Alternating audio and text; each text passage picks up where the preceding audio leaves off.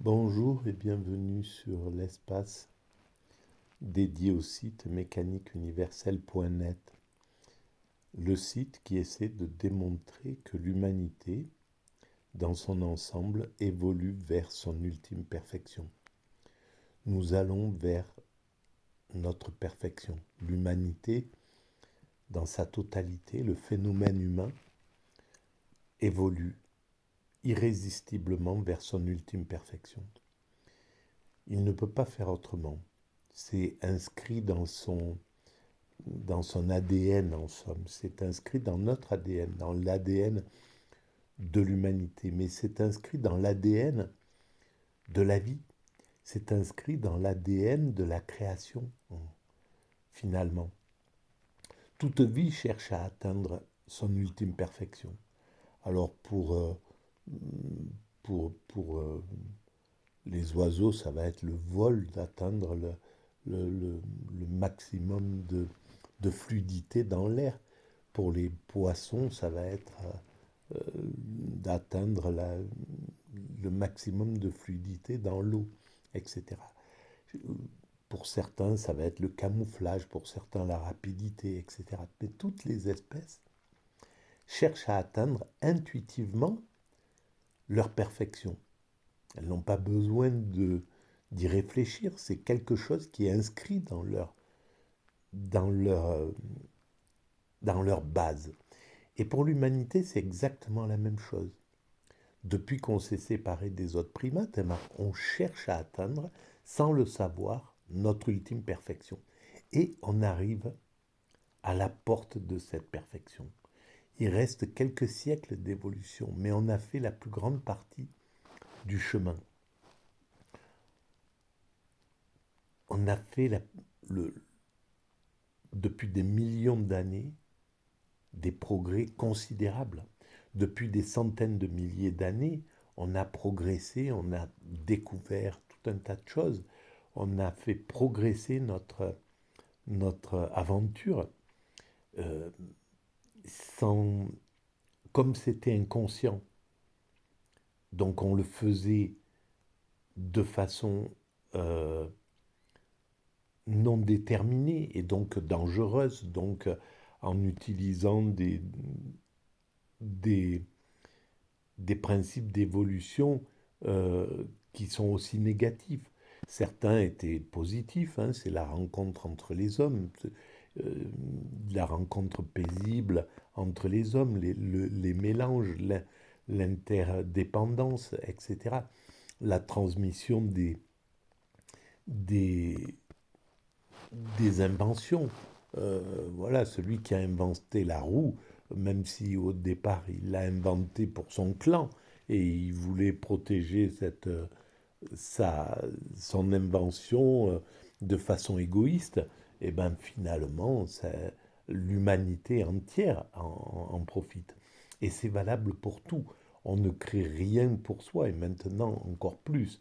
Là, on se rend compte que n'importe où, quelque chose qui se fait sur cette planète, par un pays, par une nation, bien très rapidement, ça va être euh, dans le patrimoine commun, quoi.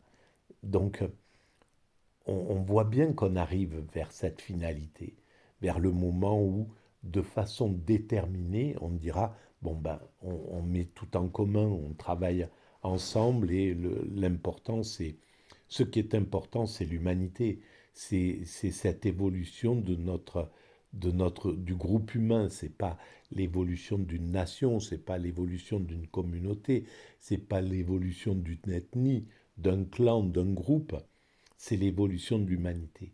On n'est pas très loin de cette prise de conscience. Et c'est peut-être pour ça que les choses se crispent.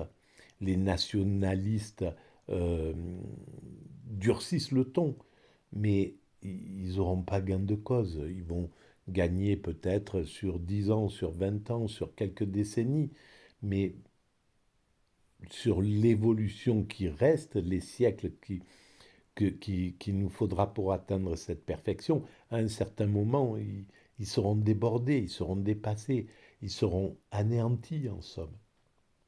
Et donc, ça sera l'universel qui gagnera. Et c'est valable pour tous les groupes qui sont sclérosés, qui ne parviennent pas encore à penser universel. Dans la plupart des, des grandes spiritualités, par exemple, toutes les grandes spiritualités sont universalistes et de façon des fois extrêmement euh, euh, euh, fondamentale. Dans le judaïsme, l'idée d'universel est prépondérante. Donc même si au sein du judaïsme, peut-être certains, à un certain moment, vont euh, se replier ou choisir une vision euh, communautariste en, en une vision exclusive qui exclut certains les autres, eh bien, ils n'auront pas gain de cause. C'est le fondement du judaïsme qui l'emportera, qui est universel, qui est, euh, euh, euh, qui est cosmopolite, ce que d'ailleurs les nazis leur ont reproché pendant longtemps, et puis même d'autres leur ont reproché. Le fond cosmopolite, c'est ça qui l'emportera. Et c'est valable pour toutes les religions, dans le christianisme, dans l'islam, dans l'hindouisme, dans le bouddhisme. La base, c'est l'universel. Et bien évidemment, il y a des chrétiens qui le refusent, qui veulent la prépondérance des chrétiens. Il y a des musulmans euh, qui, qui, qui voudront la prépondérance de l'islam. Et tout ça, ils ne l'emporteront pas. Aucun n'emportera cela. Ce qui l'emportera, c'est l'universel, évidemment.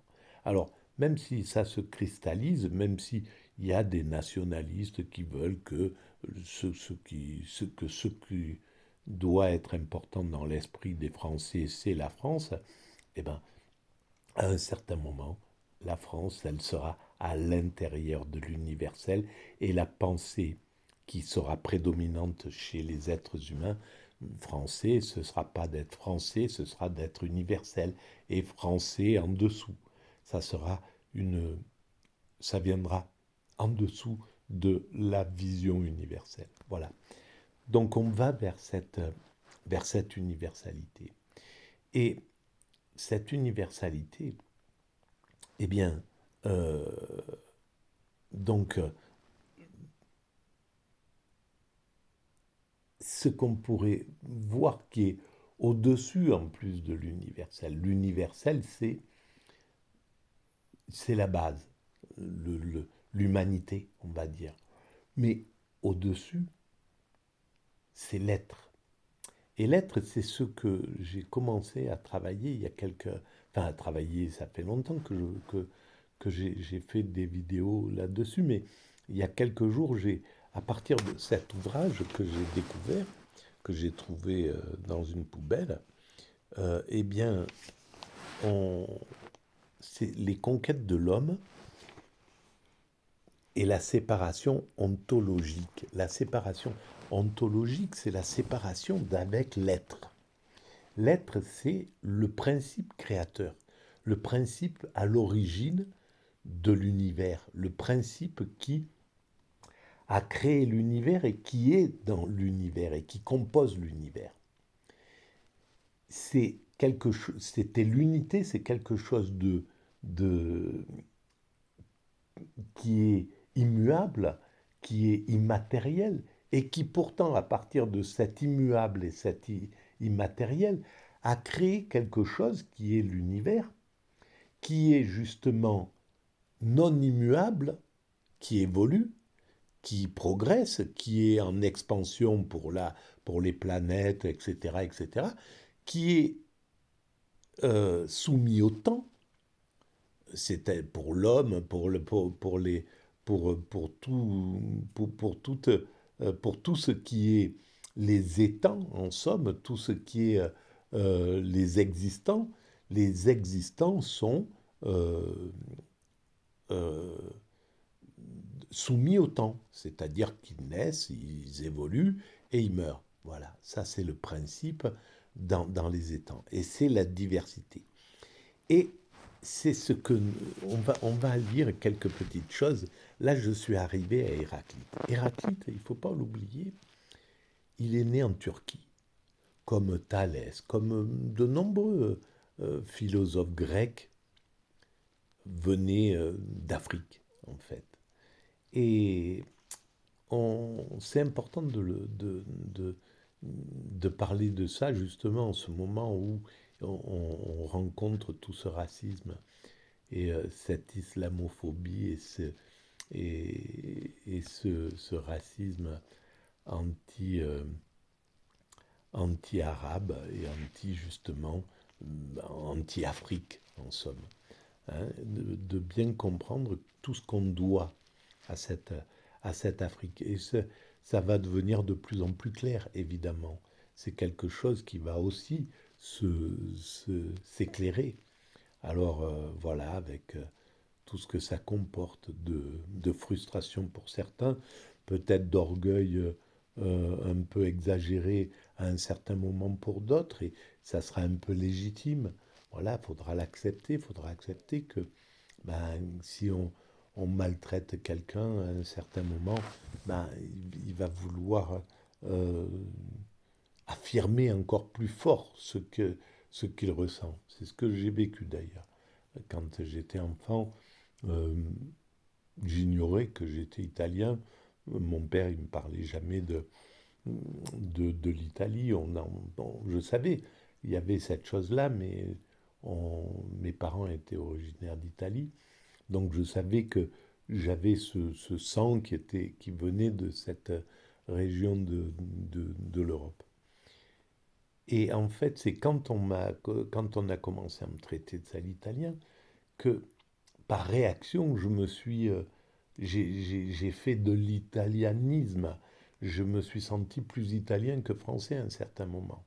Par réaction, et c'était stupide évidemment. Mais ça a été une période voilà, de réaction. Et après, ben, ça s'est apaisé. Et j'ai bien compris tout ce que je devais à la France et l'importance, la beauté de la France, etc. Ça enlève rien à la beauté de l'Italie et de mes origines et peut-être d'un sentiment qui est là au fond avec un attachement à cette Italie, même si je ne suis pas né là-bas. Il y a quelque chose qui m'attache à cet endroit. Voilà. Et c'est légitime. Mais tout s'est apaisé et tout s'apaisera. C'est valable pour tout le monde, pour tous les systèmes. Voilà. J'espère que je me suis fait comprendre sur ce que je voulais dire, parce que c'est un peu tout. Mais bon, alors on va reprendre un petit peu ce qu'a écrit ce, ce Turc, Héraclite.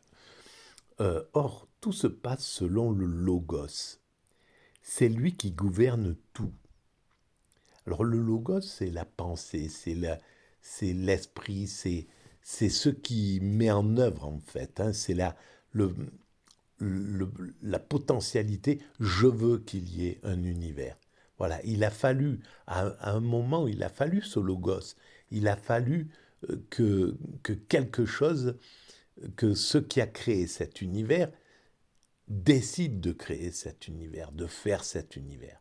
Et même si c'était quelque chose si c'est cet être qui est immatériel, eh bien, de cet être-là, euh, il y avait cette intention, il y avait cette chose-là.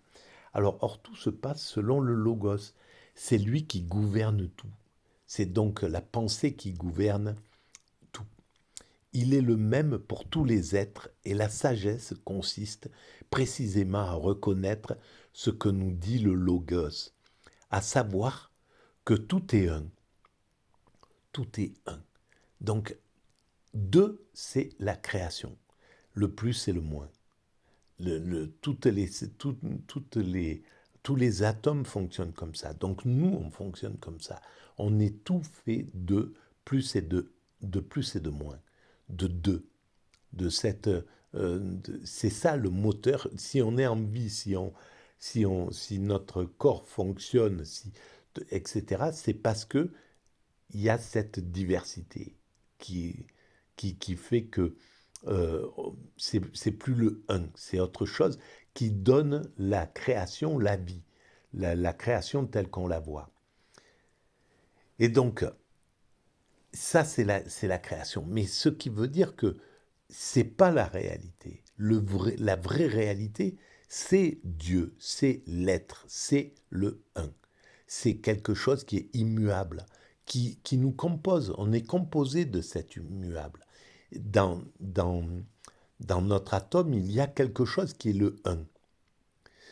L'atome, il va être construit avec électrons et euh, neutrons et électrons, voilà, enfin le plus et le moins dans ces choses-là, mais à l'intérieur de toutes ces choses, il y a le un. Et ce un est immatériel. Et c'est les particules élémentaires qui ne sont plus matérielles, que les chercheurs du CERN détectent, savent que c'est présent quelque part, mais ils ne peuvent pas le voir, ils ne peuvent pas le toucher, parce que ça n'existe plus. Et c'est ça qui est le divin, qui a le principe créateur, en réalité. Donc et Héraclite qui il y a 2600 ans, avait compris cela. Et les Grecs de cette époque s'étaient posé cette question. Et c'est pour ça qu'ils font bader les Nietzsche, les Hegel, etc. Tous les grands philosophes sont amoureux de Héraclite et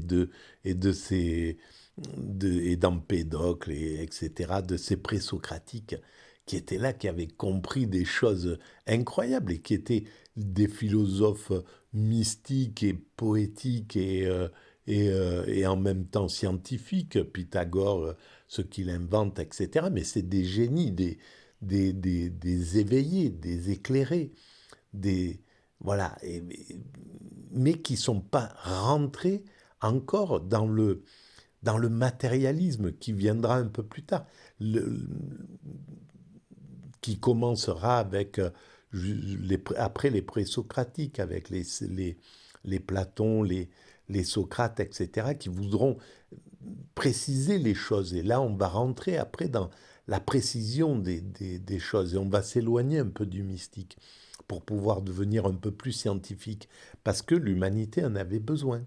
Elle avait absolument besoin d'aller vers cela pour pouvoir construire ce qu'on fait. Mais on reviendra à cette façon d'être mystique et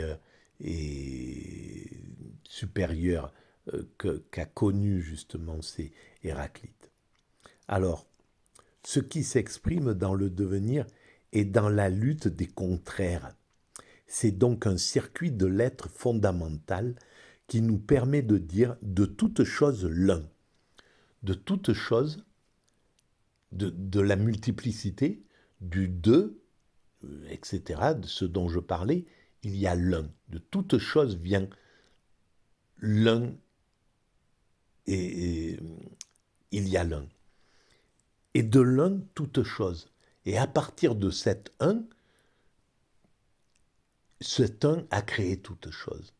C'est à partir de cet un, toutes choses, tout ce qui est créé, toute cette dualité, tout ce qu'on voit, cette matérialité, la création, la vie, la création, la terre, les planètes, l'univers, etc. Tout ça, ça vient du un, c'est construit du un, sa base, c'est le un. Et donc, c'est le divin. Donc, on est une partie de ce divin. On est constitué de ce divin-là. Voilà. Et c'est ce que cherche à atteindre l'humanité en allant vers sa perfection. En allant vers la perfection, l'humanité cherche à atteindre l'un, à redevenir cet un. Et cette un, elle peut le devenir à travers l'extase. Et c'est pourquoi sur la mécanique universelle, je dis l'humanité évolue vers son ultime perfection, l'extase. Et c'est cette extase qui fait que on redevient, on incarne le un. C'est-à-dire qu'on sort de la dualité.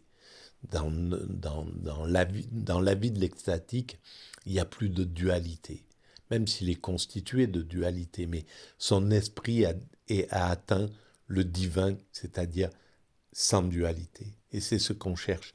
Et là, c'était déjà compris par Héraclite et par sa bande. Voilà. Alors, je vais arrêter là. On va juste peut-être continuer un peu. Ainsi, la philosophie d'Héraclite n'est pas tellement une philosophie du devenir au sens classique du terme qu'une philosophie du revenir. Revenir à cet un, comme l'atteste d'ailleurs le thème de l'éternel retour. Il arrive plusieurs fois à Hegel de donner Héraclite comme l'un de ses ancêtres et d'affirmer que toutes les propositions du philosophe grec ont été reprises dans la logique. Une telle annexion semble abusive, car Héraclite n'est nullement le fondateur d'une philosophie de l'histoire. Le devenir dont il parle est bien un processus, mais c'est un processus cyclique. À la différence du hegelianisme, l'héraclitéisme n'est pas une philosophie du devenir de l'être, mais une philosophie qui parle d'un devenir dans l'être. Bien sûr, mais ça n'empêche pas que Hegel a aussi raison. Mais les deux ont raison. C'est évidemment, c'est une philosophie de le devenir est dans l'être. C'est-à-dire que le plus et le moins, on est dans l'être, on est dans le principe créateur, dans cet un, dans cet un immatériel qui a créé l'univers. On en fait partie, on est constitué de ça. Mais en même temps, c'est l'évolution, notre évolution va vers cet être.